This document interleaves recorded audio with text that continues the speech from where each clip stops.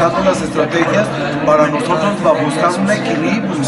entre las otras fracciones parlamentarias, que hacerles conciencia que realmente que se apliquen los recursos y que cuáles son las áreas que necesitan más, porque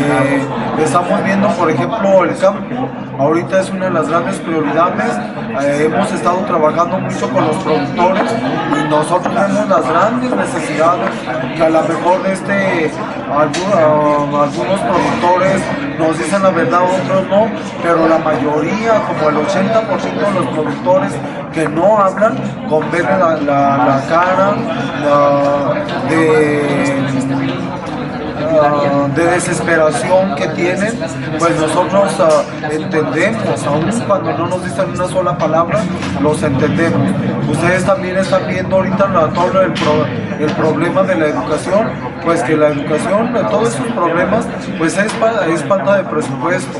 que no es otra cosa, porque nosotros vemos cuántos maestros no tienen trabajo, cuántas escuelas están sin maestros. O sea, no es la reforma educativa en sí, sino que es aplicar mayores recursos y mayores presupuestos a lo que más necesitan.